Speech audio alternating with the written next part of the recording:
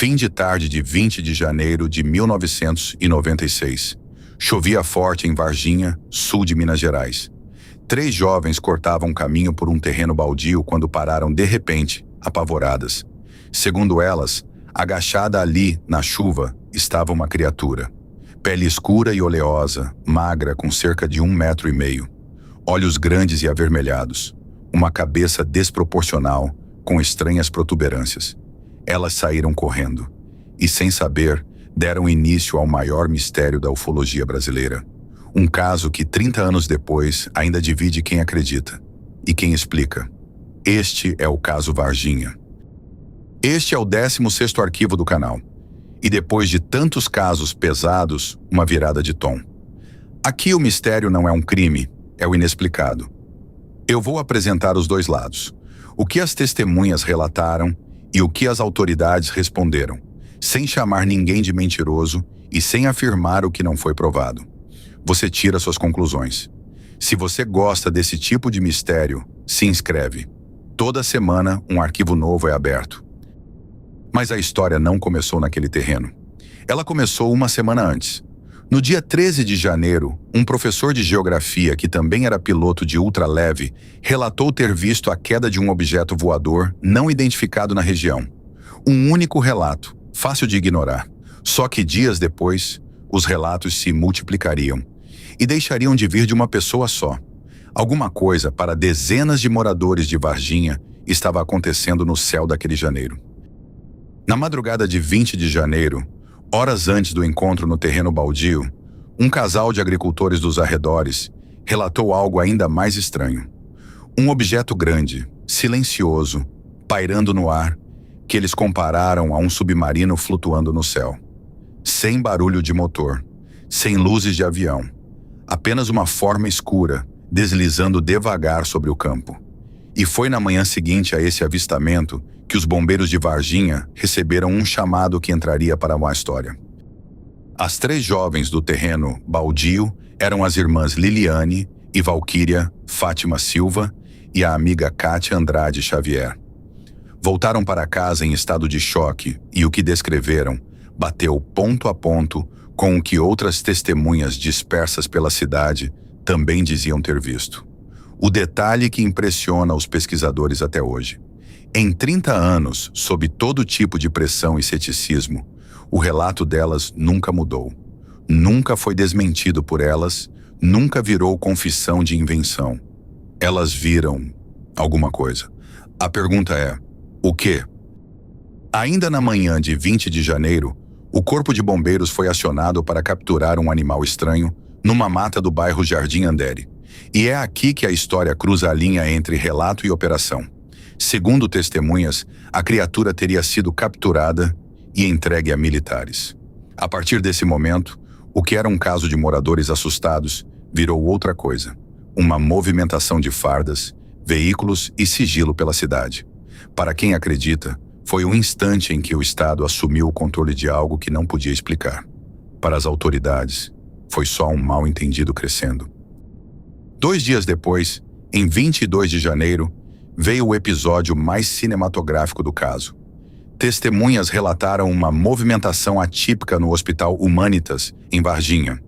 Um comboio militar que teria retirado algo dali para levar à Unicamp, a universidade em Campinas. Ninguém do lado oficial confirmou o que estava sendo transportado. E foi esse vácuo, a operação vista por muitos, explicada por ninguém, que transformou Varginha num fenômeno nacional. O que ia naquele comboio? A resposta oficial e a resposta das ruas nunca foram as mesmas. E então o caso ganhou seu capítulo mais sombrio. Marco Eli Xerezi, o policial militar que teria participado da captura no dia 20, morreu poucas semanas depois. A causa oficial, uma infecção generalizada após uma pequena cirurgia para a retirada de um cisto. Um fim trágico e, para a medicina, explicável. Mas para os ufólogos, uma coincidência insuportável. Um homem que teria tocado a criatura sem proteção, morto por uma infecção fulminante. É importante separar o que é fato do que é suspeita. O fato é a morte por infecção. A ligação com a criatura é teoria, nunca comprovada. Mas foi ela que selou o caráter lendário do caso. E qual foi a resposta oficial? O exército sustentou que não houve extraterrestre algum. Segundo a versão militar, o suposto ser avistado no terreno seria um morador da cidade, uma pessoa com deficiência, cuja aparência, agachada na chuva e na penumbra, teria coincidido com a descrição das jovens. O inquérito policial militar número 18, de 97, foi categórico. Não ficou comprovada a queda de nenhum objeto voador, nem a captura de qualquer ser extraterrestre. Para a ciência e para as Forças Armadas, o caso Varginha é isto: uma sequência de equívocos de percepção, chuva, medo e boato. Uma explicação sóbria, que boa parte da população nunca aceitou. E é nesse ponto que o caso trava, há 30 anos. De um lado, dezenas de testemunhas, relatos coerentes e uma movimentação militar que ninguém nega ter existido. De outro, a ausência total de prova material. Nenhuma foto nítida, nenhum corpo, nenhum documento que comprove um ET. Os que acreditam dizem: provas não aparecem porque foram escondidas. Os que duvidam respondem: extraordinário exige prova extraordinária. E ela nunca veio. As duas versões explicam parte dos fatos. Nenhuma explica todos. E sem prova para nenhum lado, o caso Varginha faz o que poucos mistérios conseguem: sobrevive justamente por não ter resposta. 30 anos depois, Varginha fez algo inesperado. Abraçou o próprio mistério. A cidade ganhou uma caixa d'água em forma de nave espacial, virou ponte da ufologia mundial e recebe turistas do mundo inteiro atrás do ET que ninguém provou existir. O que era medo virou identidade. O que era boato virou economia. E em 2026, o caso completou 30 anos ainda rendendo documentários, séries e debates acalorados. No fim, talvez o caso Varginha diga menos sobre extraterrestres e mais sobre nós. Sobre a nossa vontade de acreditar que não estamos sozinhos e a nossa dificuldade de aceitar um simples não sei. E você? Era um extraterrestre encoberto por uma operação militar ou o maior mal-entendido da história do Brasil?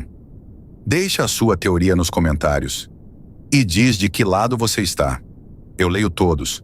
Esse é o 16º arquivo do canal. Tudo o que você ouviu está em fontes públicas, incluindo o inquérito militar, linkadas na descrição. Se você curtiu essa virada de tom, deixa o like. Assim eu trago mais mistérios inexplicados. No próximo arquivo, 1966.